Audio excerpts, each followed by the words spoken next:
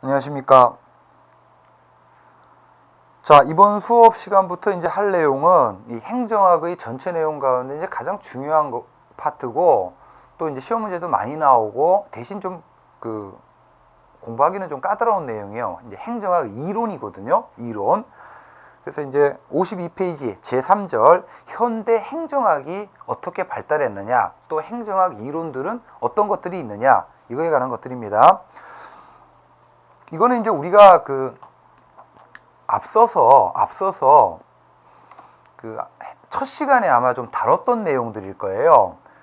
현대 행정학이 어떻게 발전했느냐, 그리고 이제 각각의 행정학 이론들에서 이제 초점을 두는 행정의 개념이 무엇이냐. 그래서 이제 이 부분도 이제 와서 봤던 내용들이죠. 아마 52페이지에 체크가 돼 있을 겁니다.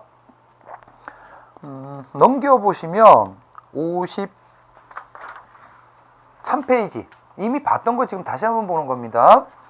53페이지 보시면 현대 행정학은 미국에서 출발했거든요. 언제입니까? 1887년 누구요? 우드로 윌슨이라는 학자가 쓴 행정의 연구라는 논문이 현대 행정학의 출발점이라고 그랬죠? 그죠? 자, 이렇게 해서 이제 시작된 현대 행정학을 뭐라고 표현하냐면 고전파, 고전이라는 말이 들어가요. 고전 행정학이라고 표현하는데, 이게 바로 현대 행정학의 출발점, 고전 행정학. 그래서 52페이지 보시면 이건 이미 봤던 겁니다, 지난 시간에. 자, 고전 행정학은 현대 행정학의 출발인데, 내용적으로 보면, 자, 고전 행정학이다 그러면 내용적으로 보면 크게 두 가지가 내용이에요. 자, 이건 이렇게 생각하십시오. 고전 행정학, 이게 이제 현대 행정학의 출발 초기에 행정학의 정체성인데, 이 고전 행정학의 시기다 그러면 대략 1887년부터 1930년대가 이때까지가 고전 행정학의 시기예요. 이 고전 행정학이라는 지붕이 있다 그러면 이 고전 행정학을 지탱하는 두 개의 기둥이 있거든요. 첫 번째가 고전 행정학은 정치 행정 이원론에서 시작했죠. 역관제적인 병폐를 극복하기 위해서 정당 정치로부터 행정을 분리시키자라고 하는 정치 행정 이원론에 시작을 하고, 여기에 플러스 뭐가 결합이 되냐면, 자, 정당 정치로부터 행정을 떼어낸 다음에 행정의 본질은 뭐다? 관리다. 그래서 이제 행정 관리론이 결합이 되면서 고전파 정통행정학이라는 학문적인 정체성을 구축을 합니다. 그래서 테마 1 제목, 고전파 행정학은 내용적으로 보면 두 가지입니다. 정치행정 이원론 플러스 행정관리론이 항상 내용이다 라는 거 기억을 하시고, 자, 53페이지 보시면 다시 한번 봅시다. 상단에 고전파 행정학의 학문적 정체성, 시기적으로 1887에서 대략 1930년대까지 정치행정 이원론이 첫 번째 축이고, 두 번째 축은 행정관리론이죠. 자, 그러면 53페이지 로마자 1번. 자, 53페이지 로마자 1번. 고전파 행정학의 성립 배경. 이거 우리 첫 시간에 했었죠. 쭉 보시고, 고전파 행정학이라고 왜 나오게 되느냐. 가장 중요한 게 역관주의 병폐 극복이죠. 그리고 펜들턴법 제정. 자, 그래서 이제 고전파 행정학의 내용, 로마자 2번. 첫 번째가 정치행정 이원론이고, 이것도 이미 했죠. 우드로 윌슨. 그래서 우드로 윌슨은 행정의 연구라는 논문에서 동그라미 1번, 정당 정치로부터 행정을 분리시키자라고 하는 정치행정 이원론을 주장하고, 그 다음에 동그라미 2번, 분리된 행정의 본질은 동그라미 뭐다? 이제 집행이죠. 그리고 집행을 효율적으로 하기 위한 인적 물적 자원에 대한 관리와 경영이다. 이렇게 이제 이해를 하죠, 행정을. 그래서 이제 행정학에서는 뭐를 연구합니까? 관리를 연구하죠. 관리를. 그래서 이 고전 행정학을 달리 표현하면 마지막 줄에 기술적 행정학이라 그래요. 이때 말하는 기술은 무슨 기술이냐 하면 관리 기술을 연구한다는 얘기입니다. 자, 그래서 54페이지 행정관리론을 봅시다. 달리 표현하면 기술적 행정학이에요.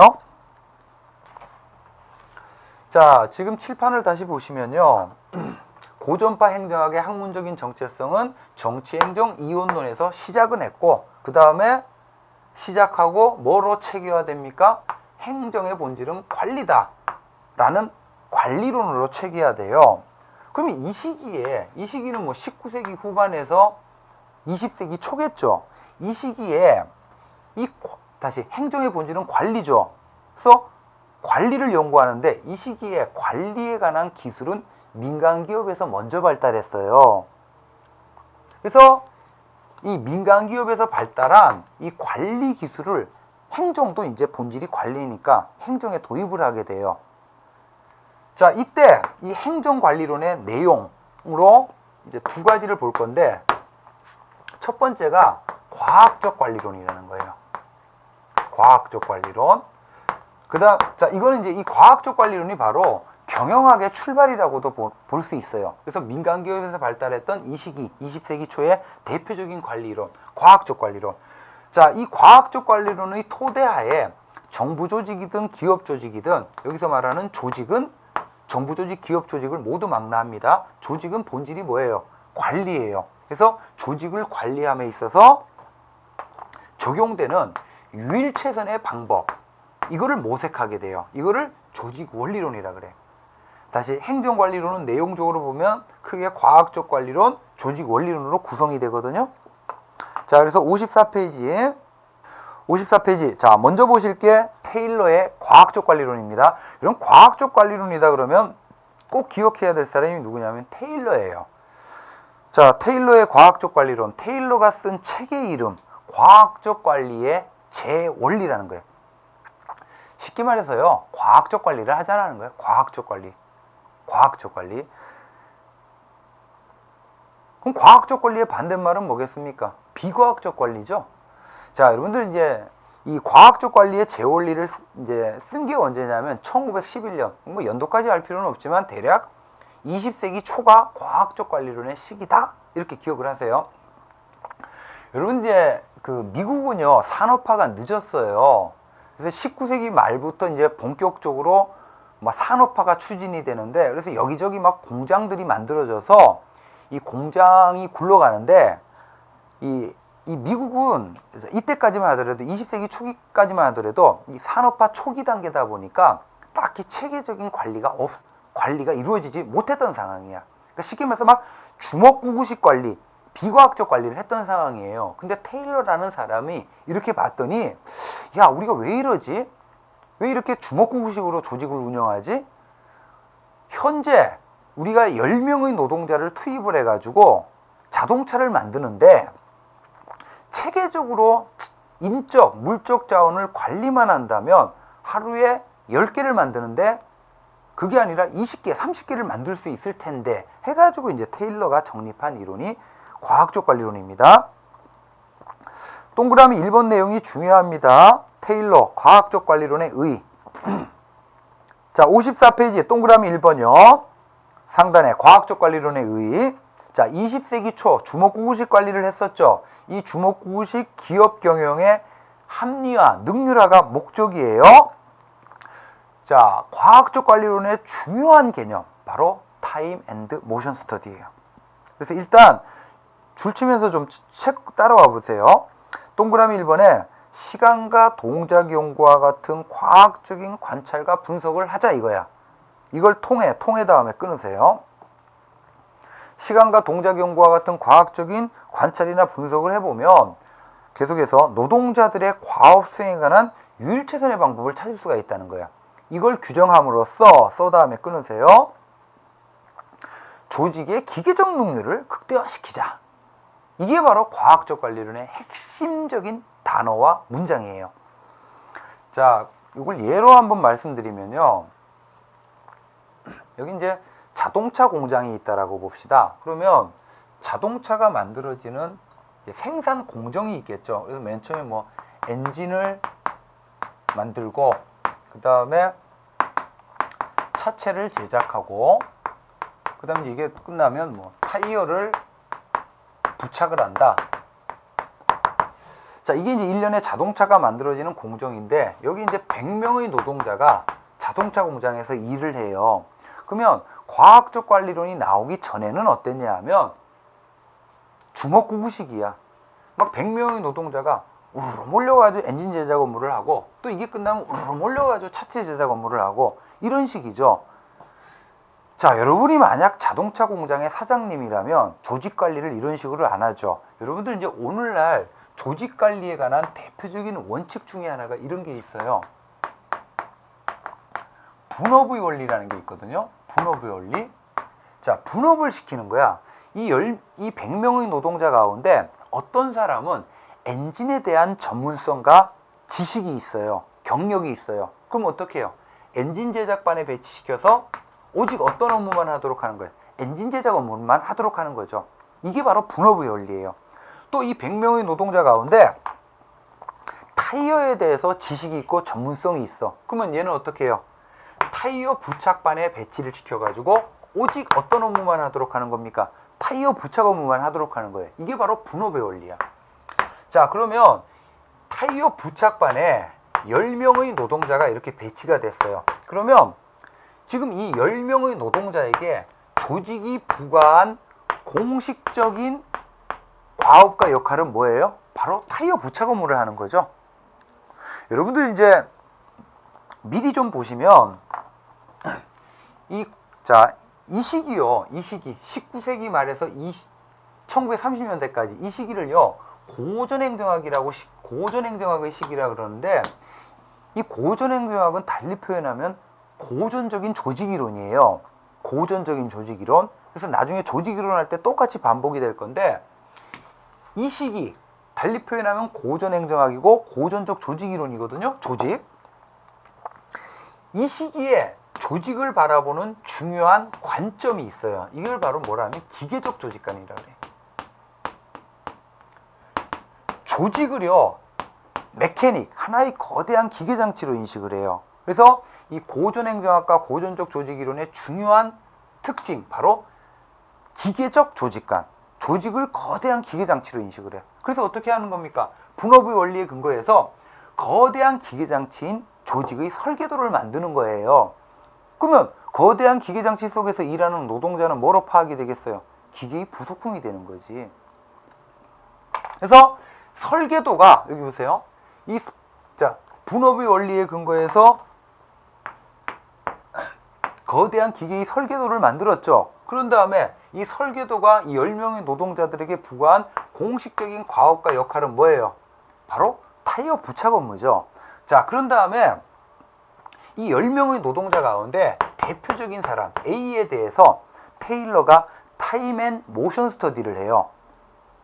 그래서 타이어를 끼우는데, 지금 이 A라는 노동자에게 조직이 부과한 공식적인 과업과 역할은 타이어 부착 작업이죠. 그래서 이 타이어 부착 작업을 하는데 가장 최적의 모션, 몸 동작이 뭐냐? 이거를 연구해요. 그 다음에 최적의 모션으로 타이어를 하나 들어서 끼우는데 걸리는 시간을 옆에서 스탑워치 갖고 재요. 그러면 예를 들어 여기 A라는 노동자가 있다 이거예요. 그러면 이 A라는 노동자가 하루 8시간 노동을 투입을 하겠죠. 그러면 최적의 몸동작과 최적의 시간으로 작업을 하게 되면 끼우게 되는 타이어의 개수가 나와요. 예를 들어 이게 뭐 100개라고 칩시다. 이거를 도출하는 거죠. 이렇게 해서 조직 관리를 하는. 그래서 자, 다시 봅시다. 54페이지 동그라미 1번. 과학적 관리론의 핵심 개념, 타임 앤드 모션 스터디입니다. 이 타임 앤드 모션 스터디와 같은 과학적인 관찰과 분석을 해보면 노동자들이 과업 수행에 관한 뭐를 찾을 수 있어요? 유일 최선의 방법. 이걸 찾아서 조직 관리를 하게 되면, 자, 조직의 기계적 능률, 이게 극대화돼요. 지금 여기 보세요. 능률이라는 게 투입분의 산출이죠. 그러면 하나의 기계의 부속품으로 취급되는 A가 조직에서 8시간 노동을 투입을 해요. 그러면 최적의 몸동작과 최적의 시간으로 노동을 하겠죠? 그러면 몇 개 만들 수 있어요? 100개 만들 수 있다 이거야. 이게 바로 뭐냐면 표준 과업량이에요. 그럼 바로 A라는 노동자가 8시간 노동을 투입했을 때 최대한의 산출량이 달성이 된 거죠. 바로 기계적 능률이 극대화된 거지. 그래서 이제 이 표준가업량을 달성하면 주어진 월급 주고, 만약 50개밖에 못 꼈다 그럼 농땡이 폈다는 얘기죠. 그럼 이제 월급 깎고, 만약 150개 꼈다 그러면 이제 성과급 지급하고. 그래서 이 과학적 관리론에 의해서 성과급이라고 하는 보수 체계가 정립이 됩니다. 자, 54페이지 이 과학적 관리론의 내용 봅시다. 내용.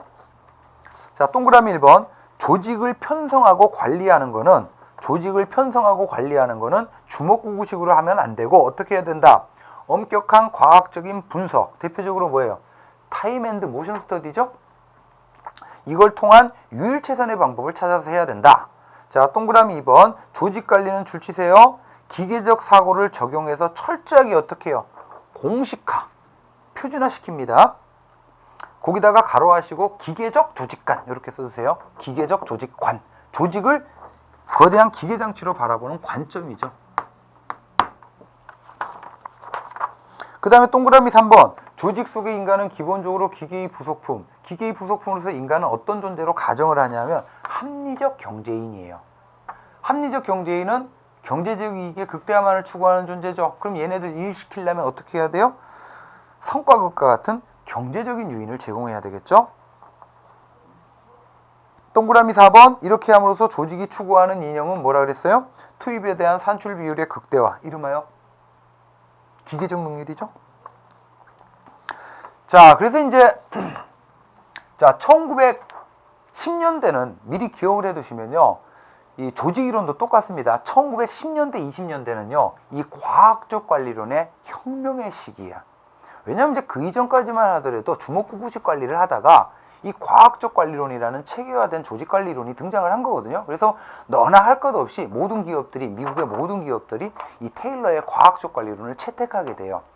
자, 근데 문제점이 나와요. 과학적 관리론의 한계, 가장 큰 문제점은 이거죠. 자, 기계적 조직관이다 보니까 조직 구성원들을 자꾸 어떻게 해요? 기계의 부속품, 도구로 전락시키죠. 그래서 인간성 상실이라고 하는 이런 문제점. 그 다음에 동그라미 2번. 과학적 관리론은 철저하게 어떤 관점이에요? 공식적 관점이에요. 공식적 관점.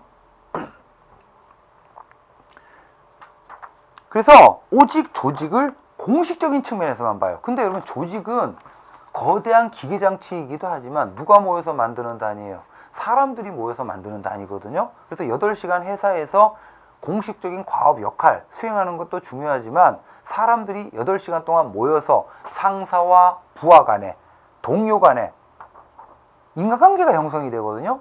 이런 이제 비공식적인 이런 측면들을 전혀 고려하지 못하죠. 과학적 관리론은. 그 다음에 넘겨보시면 55페이지. 과학적 관리론은요, 폐쇄체제다 체크하시고. 자, 여러분, 이게 조직이다 그러면 일반적으로 조직 바깥에 있는 거를 환경이라 그러거든요. 오늘날은 대부분의 조직은 개방체제예요. 개방체제란 말은 외부 환경과 긴밀하게 이렇게 상호작용을 해요. 환경으로부터 영향을 받기도 하고 영향을 주기도 하는 개방체제인데, 지금 과학적 관리론에서는 조직 바깥의 환경적인 요인은 전혀 고려하지 않고 조직 내에서 노동자들의 과업 관리에만 초점을 두고 있는 이론이죠. 자, 이게 과학적 관리론의 내용입니다. 자, 그래서 행정관리론의 첫 번째 내용, 과학적 관리론이죠. 자, 이런 과학적 관리론의 관점에 근거해서 1910년대, 20년대에요. 야, 과학적 타임 앤 모션 스터디와 같은 과학적인 관찰과 분석을 통해서 노동자들의 과업 수행에 관한 유일 최선의 방법을 찾을 수 있겠구나라는 가능성을 과학적 관리론이 던져준 거예요. 그래서 이 과학적 관리론을 토대로 해가지고 1920년대, 30년대쯤에 자, 정부 조직이든 기업 조직이든 본질이 뭐라는 거죠? 관리라는 거야, 관리. 조직의 본질은 관리거든요. 그러면 조직 관리를 함에 있어서 자, 관리가 추구하는 가치는 능률이죠. 능률성을 높일 수 있는 유일 최선의 방법, 이걸 원리라 그래요.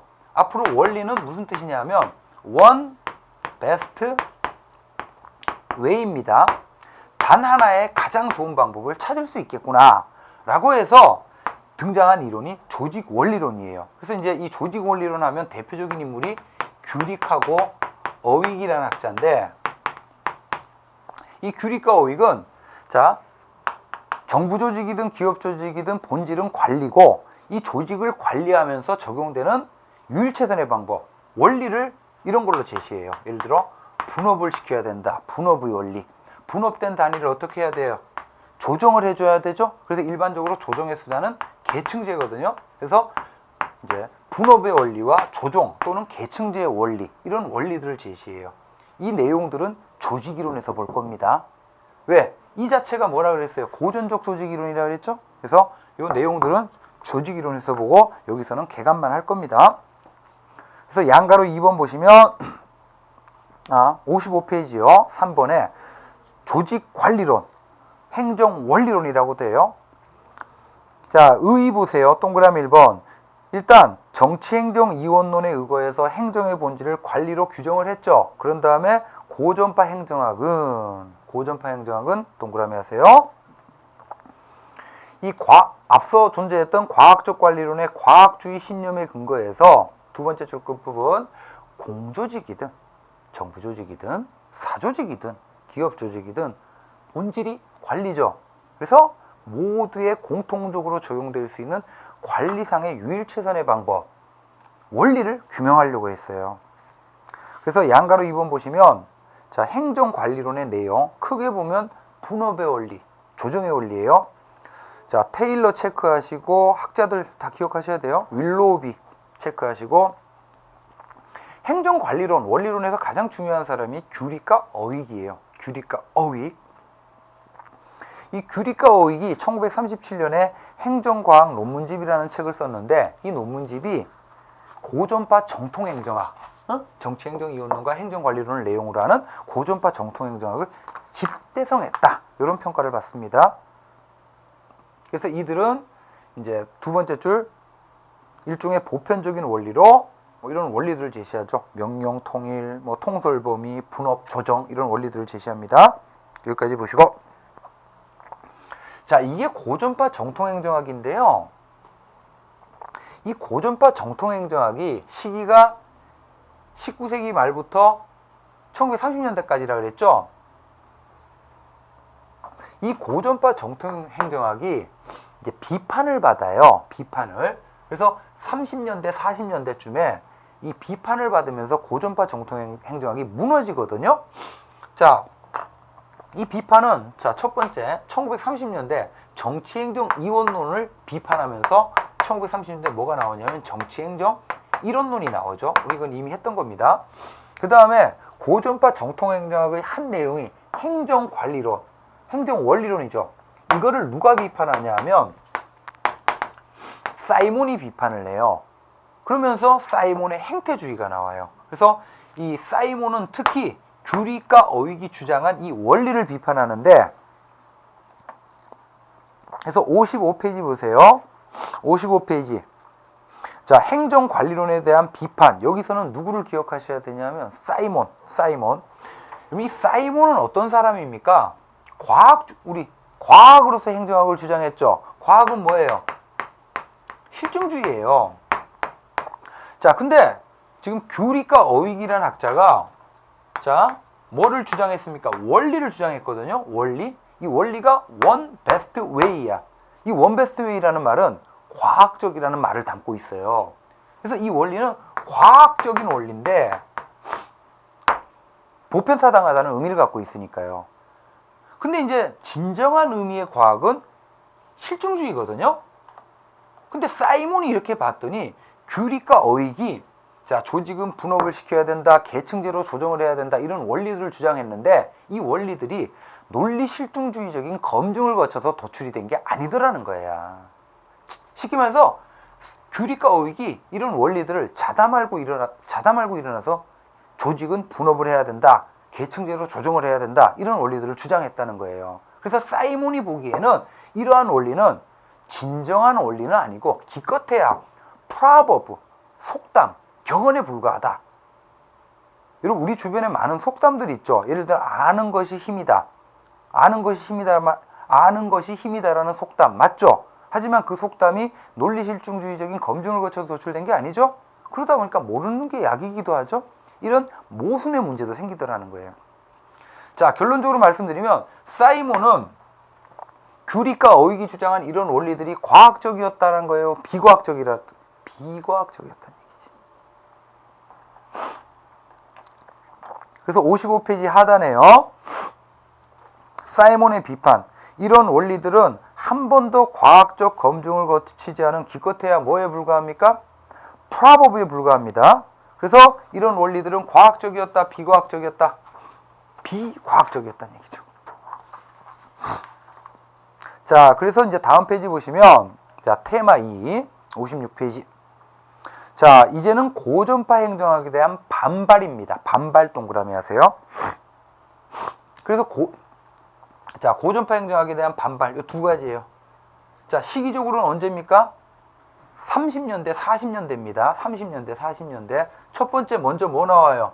고전파 행정학의 한 틀인 정치행정 이원론을 비판하면서 이론론이 나오고, 그 다음에 고전파 행정학의 내용인 관리론, 원리론을 비판하면서 사이몬의 행태주의가 나오게 돼요. 그래서 이 내용들을 이론론 또 사이몬의 행태주의를 고전파 행정학에다 넣으면 틀립니다. 자, 그래서 56페이지 봅시다. 고전파 행정학은 첫 번째가 미안합니다. 지금 고전파 행정학에 대한 반발이라 그랬죠. 반발. 첫 번째는 정치행정 이론론 체크. 두 번째는 행태론 체크. 그래서 먼저 로마자 1번 정치행정 이론론. 달리 표현하면 기능적 행정학이죠. 자, 시기적으로 1930년대 뉴딜 정책을 추진하는 과정에 현실의 행정을 봤더니 행정이 집행하고 관리만 하는 것이 아니라 뭐도 정책 결정이라는 역할을 수행하고 있더라는 거죠. 그래서 동그라미 2번 보세요. 기존의 정치행정 이원론은 행정의 본질을 집행하고 관리로만으로 국한했죠. 그래서 이 규범의 기초에서 잘못된 이론이더라는 거야. 이론으로 다음에 끊고 행정이 정치화하는 현실, 정책 결정 기능을 수행하는 현실을 제대로 인식을 못하더라.